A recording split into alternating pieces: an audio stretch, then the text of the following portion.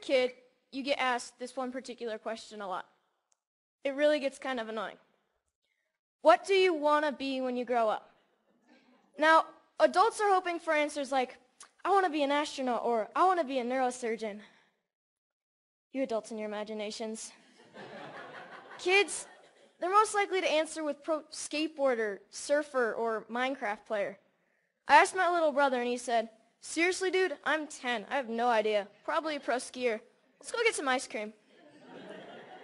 See, us kids are going to answer with something we're stoked on, what we think is cool, what we have experience with. And that's typically the opposite of what adults want to hear. But if you ask a little kid, sometimes you'll get the best answer. Something so simple, so obvious, and really profound.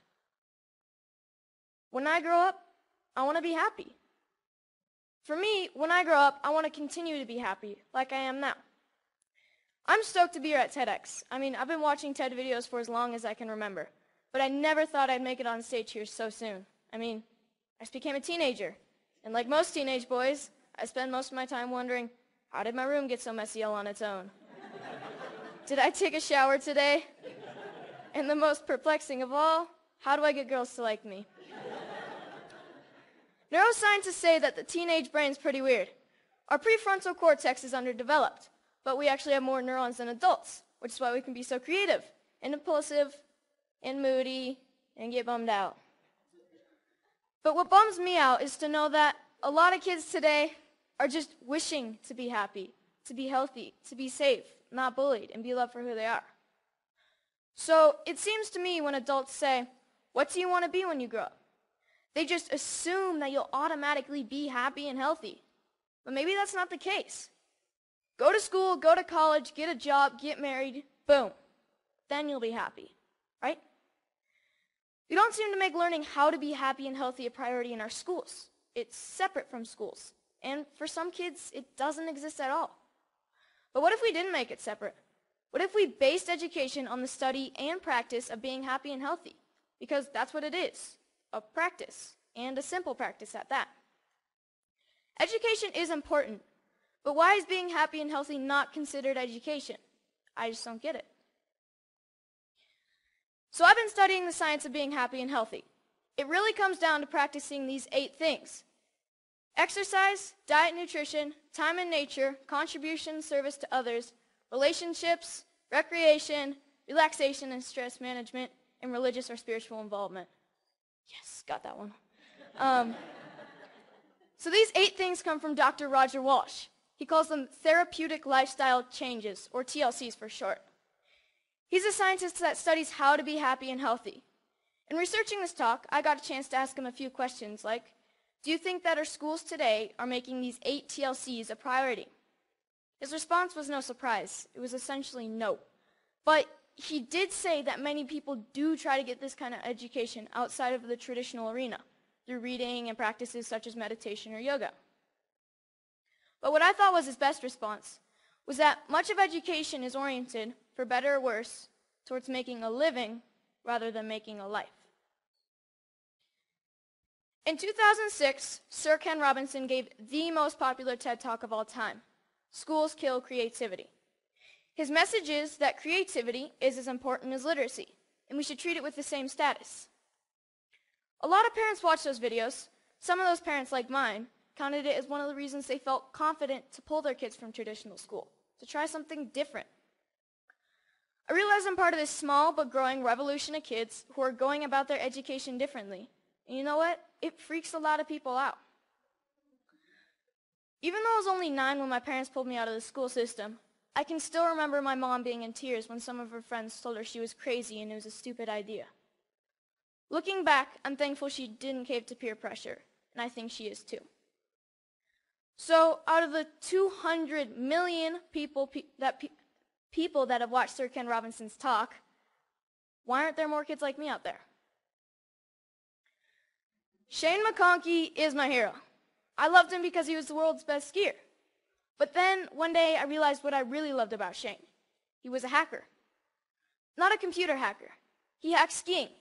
His creativity and inventions made skiing what it is today, and why I love to ski. A lot of people think of hackers as geeky computer nerds who live in their parents' basement and spread computer viruses. But I don't see it that way. Hackers are innovators. Hackers are people who challenge and change the systems to make them work differently, to make them work better. It's just how they think. It's a mindset. I'm growing up in a world that needs more people with the hacker mindset. And not just for technology. Everything is up for being hacked, even skiing, even education. So whether it's Steve Jobs, Mark Zuckerberg, or Shane McConkey, having the hacker mindset can change the world. Healthy, happy, creativity, and the hacker mindset are all a large part of my education. I call it hack schooling. I don't use any one particular curriculum, and I'm not dedicated to any one particular approach. I hack my education. I take advantage of opportunities in my community and through a network of my friends and family. I take advantage of opportunities to experience what I'm learning, and I'm not afraid to look for shortcuts or hacks to get a better, faster result. It's like a remix or a mashup of learning. It's flexible, opportunistic, and it never loses sight of making happy, healthy, and creativity a priority. And here's the cool part, because it's a mindset, not a system. Hack schooling can be used by anyone, even traditional schools. So what does my school look like? Well, it looks like Starbucks a lot of the time. But like most kids, I study a lot of math, science, history, and writing. I didn't used to like to write because my teachers made me write about butterflies and rainbows, and I wanted to write about skiing. It was a relief when my good friend's mom started the Squaw Valley Kids Institute, where I got to write through my experiences and my interests, while connecting with great speakers from around the nation, and that sparked my love of writing.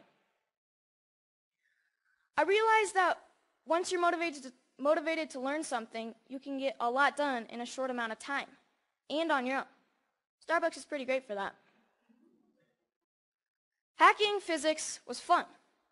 We learned all about Newton and Galileo, and we experienced some basic physics concepts like kinetic energy through experimenting and making mistakes. My favorite was the giant Newton's cradle that we made out of bowling balls, I think. No, bocce balls. We experimented with a lot of other things like bowling balls and even giant jawbreakers. Project Discovery's ropes course is awesome and slightly stressful. When you're 60 feet off the ground, you have to learn how to handle your fears, communicate clearly, and most importantly, trust each other. Community organizations play a big part in my education. At High Fives Foundation's Basics program, Being Aware and Safe in Critical Situations, we spent a day with the Squaw Valley Ski Patrol to learn more about mountain safety.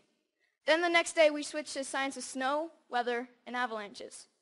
But most importantly, we learned that making bad decisions puts you and your friends at risk. Young Chautauqua brings history to life. You study a famous character in history until you can stand on stage and perform as that character and answer any question about their lifetime.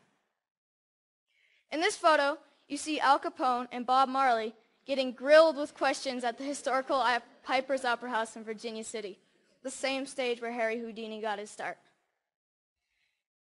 Time in nature is really important to me. It's calm, quiet, and I get to just log out of reality. I spend one day a week outside all day. At my Foxwalker classes, our goal is to be able to survive in the wilderness with just a knife. We learn to listen to nature. We learn to sense our surroundings. And I've gained a spiritual connection to nature that I never knew existed. But the best part is that we get to make spears, bows and arrows, fires with just a bow drill, and survival shelters for the snowy nights when we camp out. Hanging out at the Moment Factory, where they hand make skis and design clothes, has really inspired me to one day have my own business. The guys at the factory have showed me why I need to be good at math, be creative, and get good at sewing. So I got an internship at Big Truck Brand to get better at design and sewing. Between fetching lunch, scrubbing toilets, and breaking their vacuum cleaner, I'm getting to contribute to clothing design, customizing hats, and selling them. The people who work there are happy, healthy, creative, and stoked to be doing what they're doing. This is by far my favorite class. So this is where I'm really happy. Powder days. And it's a good metaphor for my life. my education, my hack schooling. If everyone skied this mountain, like most people think of education, everyone would be skiing the same line, probably the safest, and most of the powder would go untouched. I look at this and see 1,000 possibilities. Dropping the cornice, shredding the spine, looking for a tranny from cliff to cliff. Skiing to me is freedom, and so is my education. It's about being creative, doing things differently. It's about community and helping each other. It's about being happy and healthy among my very best friends. So I'm starting to think I know what I might want to do when I grow up. But if you ask me, what do I want to be when I grow up? I'll always know that I want to be happy. Thank you.